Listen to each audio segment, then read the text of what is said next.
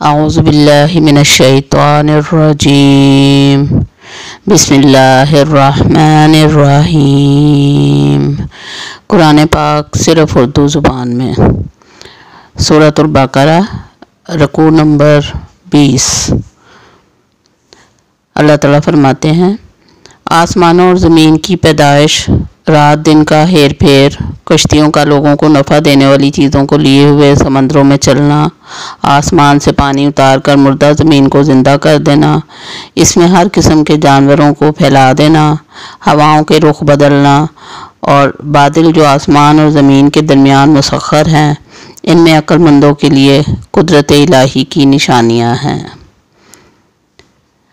بعض لوگ ایسے بھی ہیں جو اللہ کے شریک اوروں کو ٹھہرا کر ان سے ایسی محبت رکھتے ہیں جیسی محبت اللہ سے کرنی چاہیے، اور ایمان والے اللہ کی محبت میں بہت سخت ہوتے ہیں۔ کاش کہ مشرک لوگ جانتے، جبکہ اللہ کے عذاب کو دیکھ کر جان لیں گے کہ تمام طاقت اللہ ہی کو ہے اور اللہ تعالیٰ سخت عذاب دینے والا ہے، تو ہرگز شرک نہ کرتے۔ جس وقت پیشوا لوگ اپنے تابع داروں سے بیزار ہو جائیں گے اور عذاب کو اپنی آنکھوں سے دیکھ لیں گے اور کل رشتے ناتے ٹوٹ جائیں گے، اور تابع دار لوگ کہنے لگیں گے، کاش ہم دنیا کی طرف دوبارہ جائیں گے، کاش ہم دنیا کی طرف دوبارہ جائیں تو ہم بھی ان سے ایسے ہی بیزار ہو جائیں جیسے یہ لوگ ہم سے ہیں۔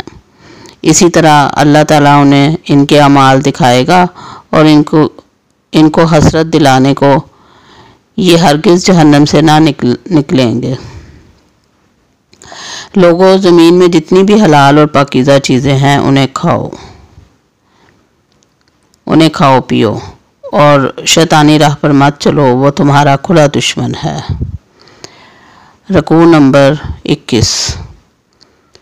لوگوں، زمین میں جتنی بھی حلال اور پاکیزہ چیزیں ہیں انہیں کھاؤ پیو اور شیطانی راہ پر مت چلو، وہ تمہارا کھلا دشمن ہے۔ وہ تمہیں صرف برائی اور بے حیائی اور اللہ تعالیٰ پر ان باتوں کے کہنے کا حکم دیتا ہے جن کا تمہیں علم نہیں، اور ان سے جب کبھی کہا جاتا ہے کہ اللہ تعالیٰ کی اتاری ہوئی کتاب کی تابع داری کرو تو جواب دیتے ہیں کہ ہم تو اس طریقے کی پیروی کریں گے جس پر ہم نے اپنے باپ دادوں کو پایا، گو ان کے باپ دادے بے عقل اور گم کردہ راہ ہوں۔ کفار کی مثال ان جانوروں کی طرح ہے جو اپنے چرواہے کی صرف پکار اور آواز ہی کو سنتے ہیں، سمجھتے نہیں۔ وہ بہرے، گونگے اور اندھے ہیں، انہیں عقل نہیں۔ اے ایمان والو، جو پاکیزہ چیزیں ہم نے تمہیں دے رکھی ہیں انہیں کھاؤ پیو اور اللہ تعالیٰ کا شکر ادا کرو اگر تم خاص اسی کی عبادت کرتے ہو۔ تم پر مردہ اور بہا ہوا خون اور سور کا گوشت اور ہر وہ چیز جس پر اللہ کے سوا دوسروں کا نام پکارا گیا ہو حرام ہے۔ پھر جو مجبور ہو جائے اور وہ حد سے بڑھنے والا اور زیادتی کرنے والا نہ ہو، اس پر ان کے کھانے میں کوئی گناہ نہیں۔ اللہ تعالیٰ بخشش کرنے والا مہربان ہے۔ بے شک جو لوگ اللہ تعالیٰ کی اتاری ہوئی کتاب چھپاتے ہیں اور اسے تھوڑی تھوڑی قیمت پر بیچتے ہیں، یقین مانو کہ اپنے پیٹ میں آگ بھر رہے ہیں۔ قیامت کے دن اللہ تعالیٰ ان سے بات بھی نہ کرے گا، نہ انہیں پاک کرے گا، بلکہ ان کے لیے دردناک عذاب ہے۔ یہ وہ لوگ ہیں جنہوں نے گمراہی کو ہدایت کے بدلے اور عذاب کو مغفرت کے بدلے خرید لیا ہے۔ یہ لوگ آگ کا عذاب کتنا برداشت کرنے والے ہیں۔ ان عذابوں کا باعث یہی ہے کہ اللہ تعالیٰ نے سچی کتاب اتاری اور اس کتاب میں اختلاف کرنے والے یقیناً دور کی مخالفت میں ہیں۔ رکوع نمبر 22۔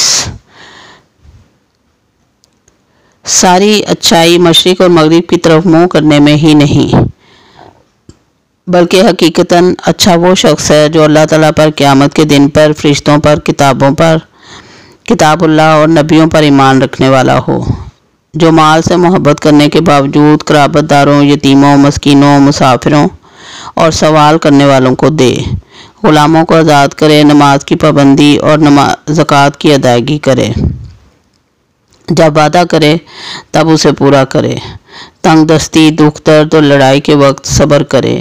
یہی سچے لوگ ہیں اور یہی پرہیزگار ہیں۔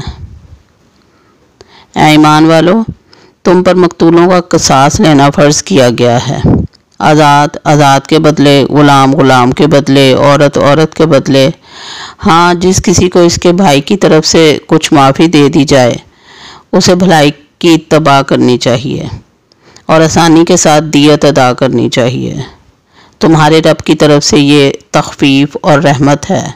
اس کے بعد بھی جو سرکشی کرے اسے دردناک عذاب ہوگا۔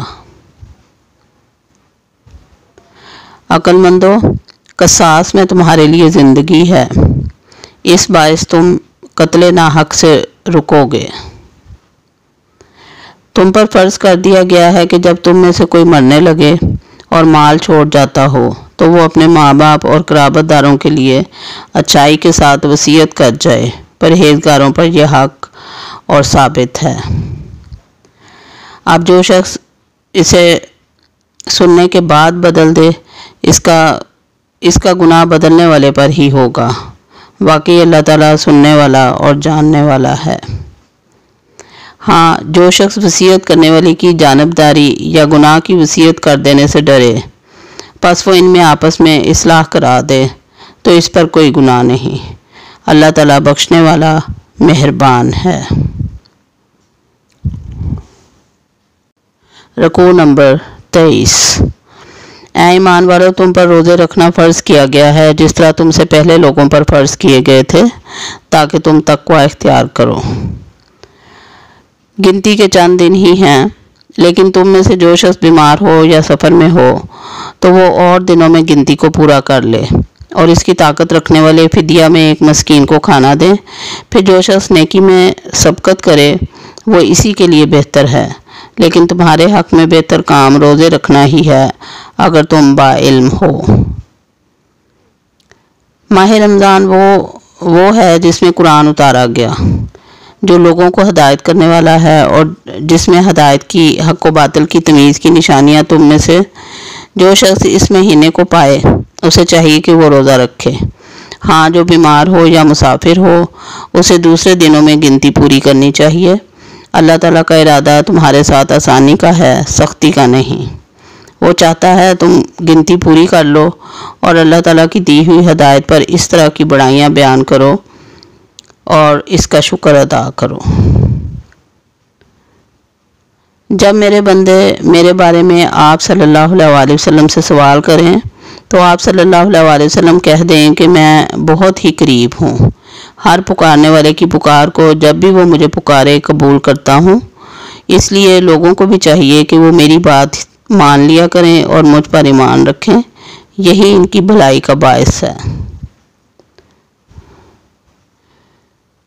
روزے کی راتوں میں اپنی بیویوں سے ملنا تمہارے لیے حلال کیا گیا ہے۔ وہ تمہارا لباس ہیں، تم ان کے لیے لباس ہو۔ تمہاری پوشیدہ خیانتوں کا اللہ تعالیٰ کو علم ہے۔ اس نے تمہاری توبہ قبول فرما کر تم سے درگزر فرما لیا۔ اب تمہیں ان سے مباشرت کی اور اللہ تعالیٰ کی لکھی ہوئی چیز کو تلاش کرنے کی اجازت ہے۔ تم کھاتے پیتے رہو یہاں تک کہ صبح کی سفید دھاگا سیاہ دھاگے سے ظاہر ہو جائے، پھر رات تک روزے کو پورا کرو اور عورتوں سے اس وقت مباشرت نہ کرو جب کہ تم مسجدوں میں اعتکاف میں ہو۔ یہ اللہ تعالیٰ کی حدیں ہیں، تم ان کے قریب بھی نہ جاؤ۔ اسی طرح اللہ تعالیٰ اپنی آیتیں لوگوں کے لیے بیان فرماتا ہے تاکہ وہ بچیں۔ اور ایک دوسرے کا مال ناحق نہ کھایا کرو، نہ حاکموں کو رشوت پہنچا کر کسی کا کچھ مال ظلم و ستم سے اپنا کر لیا کرو، حالانکہ تم جانتے ہو۔